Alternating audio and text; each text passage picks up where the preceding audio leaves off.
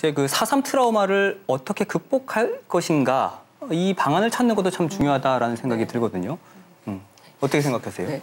이 4.3은 개인적인 사건, 사고가 아니라 제주도 또 우리 국민 전부가 다 겪고 해결해야 될 이제 트라우마의 치유 방법인데 가장 중요한 건 일단 국가가 책임을 져줘야 됩니다. 여기에 대해서. 그리고 제도, 그다음에 명예회복 이런 오해들을 사실 다 풀어주는 게 일단 첫 번째 방법이고요. 두 번째는 개인적인 트라우마를 해결해 줘야 되죠. 그래서 이제 더 나가서는 기록과 연구가 이루어져야 되는데 그것도 지금 잘 되고 있잖아요. 이 모든 것들이 함께 이루어져야지만 사실은 치료가 된다고 볼 수 있습니다. 그러니까 결국 치유라는 것은 본인의 어떤 의지보다는 환경이 굉장히 절대적으로 영향을 끼친다라는 것을 또 이제 그 위원님의 보고서에서 저는 많이 느꼈는데 그 회복 탄력성 그거를 이렇게 보다 보면 공통적으로 저는 그 부분 굉장히 좀 짠했거든요. 뭐냐면 전 대통령이 사과해줘서 그때 가장 큰 위로를 받았다. 맞아요. 네. 많은 분들이 그렇게 말씀하시더라고요. 그래서 도대체 무엇이 이분들의 그 한을 조금이나마 달래줬을까 생각했을 때 이구동성으로 한 말이 크게 세 가지를 들었습니다. 첫 번째는 김대중 대통령 재임 임기에 4.3 특별법이 제정됐죠. 2000년 1월에. 그다음에 2003년도에 제가 참여했습니다마는 진상조사 보고서가 나왔습니다. 그 진상조사를 한 거죠. 그리고 보고서가 나온 지 보름여 만인 2003년 10월 31일 날에 노무현 대통령께서 직접 제주도에 오셔서 과거 국가폭력의 잘못에 대해서 사과를 했습니다. 국정을 책임지고 있는 대통령으로서 과거 국가 권력의 잘못에 대해 유족과 제주도민 여러분에게 진심으로 사과와 위로의 말씀을 드립니다.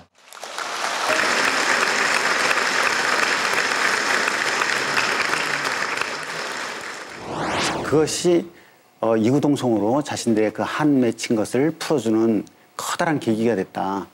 그런 얘기가 있고요. 또 사회적으로도 제가 수많은 사람들을 취재했는데 수용인 유족들 취재하기가 가장 어려웠어요. 예를 들자면 우리가 오늘 있는 이 북촌리 같은 경우는 어느 날 갑자기 군인들이 들이닥쳐서 주민들을 학교운동장에 집합시켜 놓고 그냥 총으로 그냥 막 쐈단 말입니다. 이거는 말하기가 쉬워요. 누구한테도. 그리고 일부 극우적인 사고를 하는 사람들조차도 무모한 학살극이라는 걸 인정을 하고 있어요. 그런데 수영인 같은 경우는 오랫동안 이제 소위 전과자의 자식이다. 전과자 낙인 찍혀 있다. 그래서 뭔가 죄를 졌기 때문에 형무소 갔던 것 아니냐. 그리고 형무소에 가서 죽은 것 아니냐. 이런 편견에 시달려 왔고 그로 인한 연좌제 피해를 받았기 때문에 이분들 취재하기가 가장 어려웠어요. 그런데 수행 명부가 발굴되고 나서 행방불명인 유족회가 바로 만들어졌습니다. 그래서 그분들이 이제 지금 유족회에서 가장 그 핵심 주도 세력이 됐는데, 즉 다시 말해서 가장 억눌려 있던 분들인데 그 멍해를, 자신을 올가매고 있던 멍해를 벗어 던지니까 가장 강력한 유족 집단이 지금 된 거죠. 그리고 그 전에 좀 더 중요한 베이스는 그 회복 탄력성 그 부분에 있어서 그 효과를 본 것들을 보면 사실은 굉장히 우리가 보기에 미약해 보이는데 그분들한테는 굉장히 큰 어떤 회복력을 가졌거든요. 이때 뭐 이제 그 부분도 한계가 있는 게요. 예를 들어서 이제 그러한 정치 사회적 환경이 그분들의 마음을 위로해주고 회복 탄력을 하는데 도움을 줬던 건 사실이에요. 하지만 여전히 이제 회복이 안 되고 있다라고 하는 지점이 있거든요. 그래서 무엇인가 했더니 이제 배상을 해야 된다. 피해 배상을 해야 된다. 그다음에 군법회의 같은 경우도 저도 이제 많은 연구를 했는데 다행히 이제 9.4일생 살아 돌아오신 분 18분이 재심 청구를 해서 무죄 취지의 항소기각 판결을 받았습니다. 근데 수용 명부에는 무려 2,530명이 이름이 기재돼 있어요. 그러면 우리가 생각을 할 수 있죠. 아니, 그래도 이분들은 굉장히 운이 좋은 분이에요. 거기서 학살당하지 않고 9.4일생 살아 돌아오고 지금까지 장수하면서 사셨던 분들이고, 그래서 2,530명 중에 18명은 무죄고 나머지 정말 그 가족이 멸족돼서 재심 청구할 사람도 없고 또는 이제 늙어서 병으로 돌아가신 분도 있고 2,530명에서 18분을 뺀 나머지는 그러면 여전히 유죄, 전과자로 남게 되는 이런 엄청난 불합리가 발생할 것이기 때문에 이것을 개인적인 어떤 소송으로 그냥 떠넘길 것이 아니라 특별법을 개정을 해갖고 아예 군법 회의를 무효화시키는 거 이것이 굉장히 중요하다고 생각을 합니다.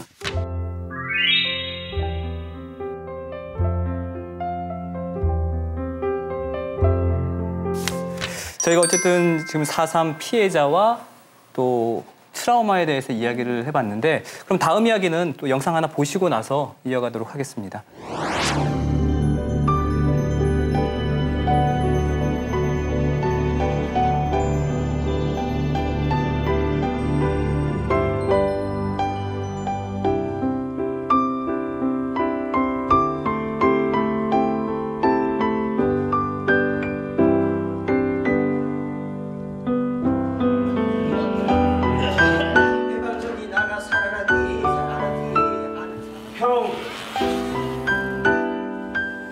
형 언제 올까?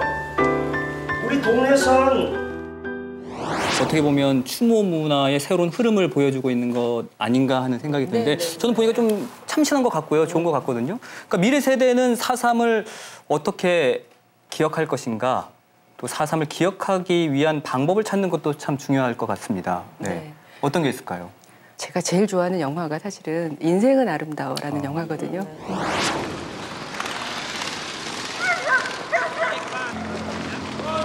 깨라!